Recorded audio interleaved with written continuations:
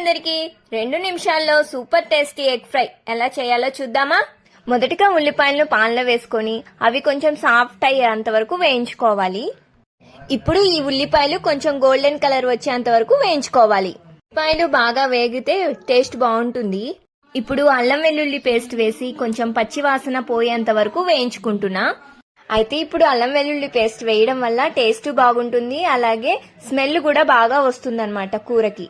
మనం ఈ పేస్ట్ వేసినప్పుడు తిప్పకుండా అలాగే వదిలేస్తే ఏమైతుందంటే ఈ పేస్ట్ అనేది మాడిపోతూ ఉంటుంది. అందుకే కలుపుతూ ఉండాలి. దాని వాసన పోయేంత వరకు కలుపుతూ మంచిగా మనం కలుపుతూ ఉంటే దాని టేస్ట్ అనేది చాలా బాగుంటుంది. ఇప్పుడు ఉల్లిపాయ మగ్గింది, అలాగే పచ్చివాసన పోయిన తర్వాత కొంచెం పసుపు, కొంచెం కారం, అలాగే రుచికి సరిపడా కొంచెం సాల్ట్ కూడా వేసి ఫ్రై చేయడం అనేది చాలా మందికి వస్తుందిలే, కానీ కొన్ని టిప్స్ పాటించడం వల్ల దాని టేస్ట్ అనేది చాలా మారిపోతుంది. ఒక్కొక్కరి వంట ఒక్కొక్క స్టైల్లో ఉంటుంది కదా, అలా నా స్టైల్ అన్నమాట ఇది.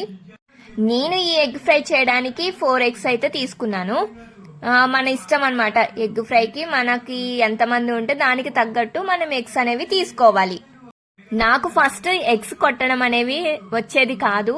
తర్వాత మెల్లిమెల్లిగా నేర్చుకున్నాను ఎలా కొట్టాలి అని చెప్పేసి. నేను ఎగ్ ఫ్రై చేసేటప్పుడు కొడితే దాంట్లో పెంకులే పడేటివి. ఇప్పుడు బాగానే వస్తుంది కొట్టడం.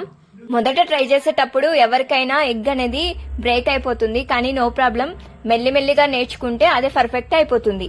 ఇదే మనకు బేస్ అన్నమాట. ఇక్కడ నుంచే మన ఎగ్ ఫ్రై టేస్ట్ అనేది మనం ఎగ్స్ కొట్టాం కదా, ఎగ్స్ కొట్టిన తర్వాత కొద్దిసేపు దాన్ని ఏమి కదలపకుండా అట్లాగే ఉంచితే మనకి ఎగ్ అనేవి చిన్నవి కావాలా ముక్కలు లేదంటే పెద్దవి కావాలా అనేది మనం చేసే దాన్ని బట్టి డిసైడ్ అవుతుంది. మనకి పెద్దవి కావాలంటే అలా కదలపకుండా ఉంచాలి, చిన్నవి కావాలంటే దాన్ని బీట్ చేసేసుకోవచ్చు అనమాట. అందరికీ వచ్చిన ఎగ్ ఫ్రైయే, కానీ రాని వాళ్ళ కోసం మాత్రమే నేను చెప్తున్నాను. వచ్చిన వాళ్ళు అయితే చూడకుండా స్కిప్ చేయొచ్చు, ఏం పర్లేదు. అబ్బా, మరీ ఎగ్ ఫ్రై కూడా రాకుండా ఉంటుందా అని మీరు అనుకోవచ్చు. అవునండి, కొంతమందికి రాకపోవచ్చు. అందరూ వచ్చిన వాళ్ళే ఉండరు కదా, కొంతమందికి కూడా రాకుండా ఉంటారు. వాళ్ళ కోసం మాత్రమే నేను ఇది చెప్తున్నాను. మనము ఎగ్గు కొట్టిన తర్వాత కదలపకుండా అలాగే ఉంచేస్తే అడుగున మాడిపోతూ ఉంటుంది. అందుకని వెంటనే దాన్ని మనము కలపాలన్నమాట. లేకపోతే అడుగున మాడిపోతూనే ఉంటుంది. దాని టేస్ట్ అనేది చేంజ్ అయిపోతుంది. మాడితే అస్సలు బాగోదు.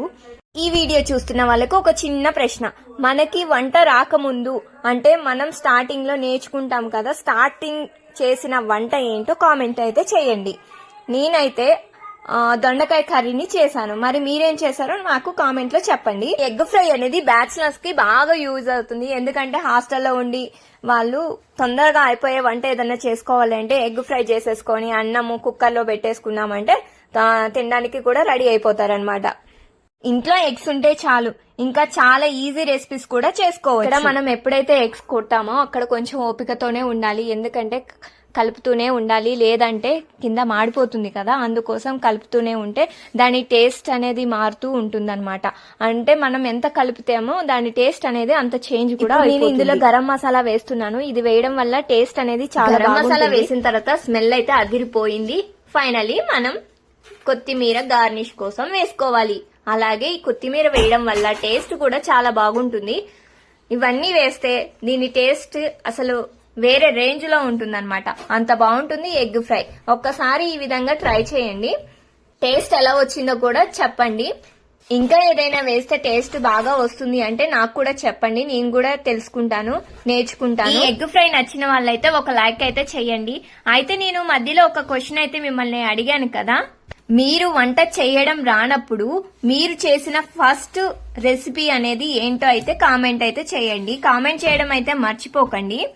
ఫైనలీ మన ఎగ్ ఫ్రై అనేది రెడీ అయిపోయింది. ఎలా వచ్చిందో చెప్పేసి